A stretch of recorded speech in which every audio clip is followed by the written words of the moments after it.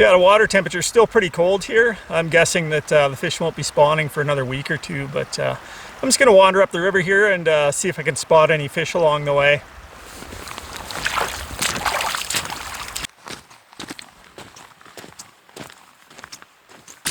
You know, if you've been fly fishing long enough, you've probably experienced a scenario like this before. You know there's lots of fish in the river. You can see them swimming around down there.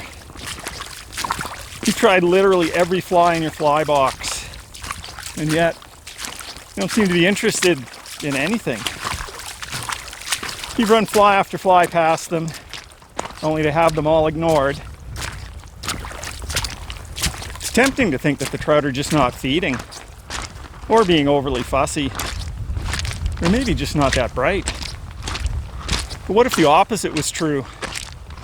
What if every feeding decision a trout makes is calculated, efficient, and deeply rooted in evolutionary biology?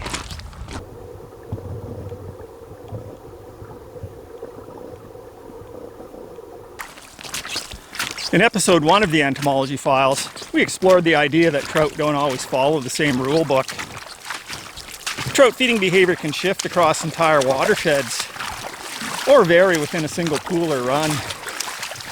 Even individual fish will sometimes feed differently under the same conditions.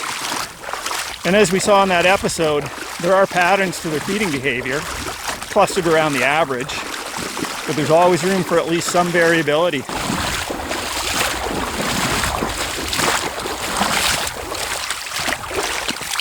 To understand why trout eat what they eat and ignore what they ignore, we need to look at another idea rooted in biology, an idea known as optimal foraging theory.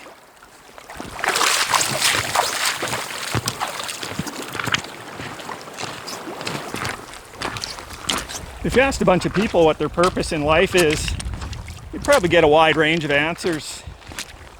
Happiness, success, money, fulfillment. If you asked a bunch of trout that same question, well, you wouldn't get an answer, because trout can't talk. But if trout could talk, their answers would all be unanimous. Their behavior and their reason for being is shaped by one overriding imperative: to pass on as many genes to the next generation as possible. This isn't something trout consciously think about. It's driven by instinct. Behavioral patterns encoded in genes and fine-tuned through evolutionary pressures over thousands of generations.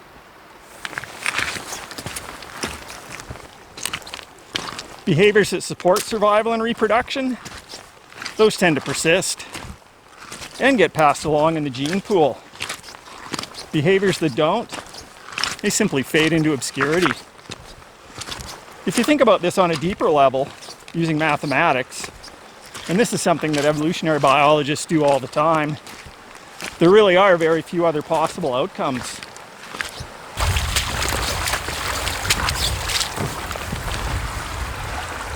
So how did math enter the picture? Surely this is a lesson in biology and not mathematics. But as we saw with animal behavior, evolution is at its core also a game of probabilities. If one trout passes on more genes than another, its lineage becomes more common over time. If another trout's behavior leads to lower reproductive success, its genetic contribution to the gene pool fades.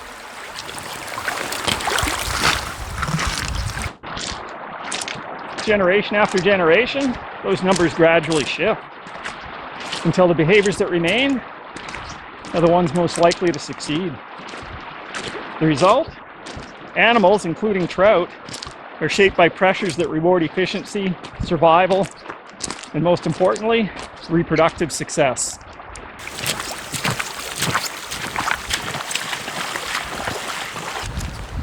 For trout, reproductive success is closely tied to body size.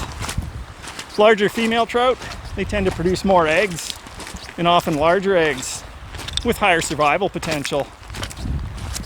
Larger males, they're more successful at defending those prime spawning spots and gaining access to the larger females. In simple terms, bigger trout leave behind more baby trout and a larger contribution to the gene pool. That means that any behavior that supports growth also supports reproductive success. And that brings us directly to trout feeding behavior.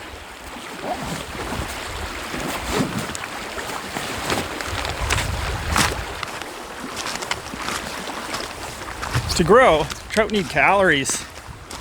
The calories don't come free. Every feeding decision has a cost. Swimming costs energy, holding position in the current costs energy, chasing prey costs energy, and exposure while feeding always carries risk. Risk from predators, and risk from being chased out of prime feeding lies. Optimal foraging theory describes how animals balance this equation. They aim to maximize net energy intake. Calories gained minus calories spent, all adjusted for risk. In other words, is this meal worth the effort? But if trout are trying to maximize growth, why don't they just eat everything that looks even remotely edible? Well, sometimes they do. But more often, the most successful strategy involves at least some selectivity. Part of this is because not all food is created equal. The trout might need to eat a dozen tiny midges to equal the energy of one large stonefly nymph. If those midges have greater availability and are easy to capture, they may be worth eating. But if capturing them requires substantial effort, the energy cost may outweigh the gain.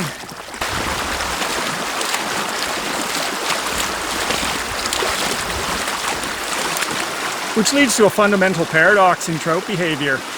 If trout are trying to optimize energy intake, why do they sometimes seem completely indiscriminate, and other times impossibly selective?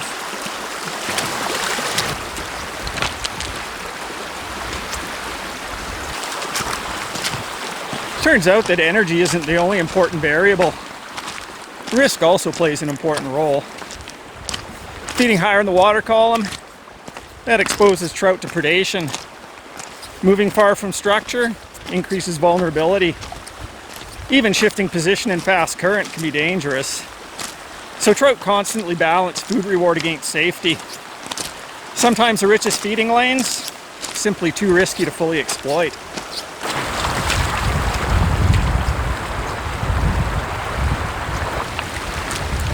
So optimal foraging theory doesn't mean maximum feeding. It means optimal feeding. Most trout operate within a narrow balance point, where calories gain slightly outweighs cost and risk. They won't move far, they won't chase often, and they certainly won't eat everything. They tend to feed where the math works in their favor. But this balance isn't fixed. Changes in food availability, water clarity, current speed, weather patterns, even angling pressure can all shift the equation, which is why the same river or lake can fish completely different from one day to the next. You see, as conditions change, trout adapt their approach to feeding. When food is scarce, trout may feed more opportunistically, taking almost anything that appears edible as it drifts past. As food becomes more abundant, selectivity increases. And during dense hatches, trout can become hyper-selective, locking onto a single prey type size or life stage.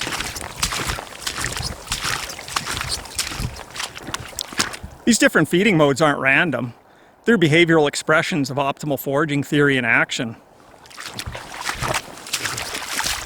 So it turns out that trout aren't lazy, they aren't stubborn, and they're certainly not trying to frustrate anglers. They're making efficient split-second decisions, all in an unpredictable environment, balancing calories, effort, and risk, all in the service of survival and reproduction. And once you start seeing feeding behavior through that lens, variability in trout feeding modes starts to make sense. In the next episode of the Entomology Files, we'll take a closer look at those trout feeding modes and learn why selective feeding, that feeding mode that frustrates anglers the most, is actually an evolutionary advantage. Thanks for watching. We'll see you on the next one.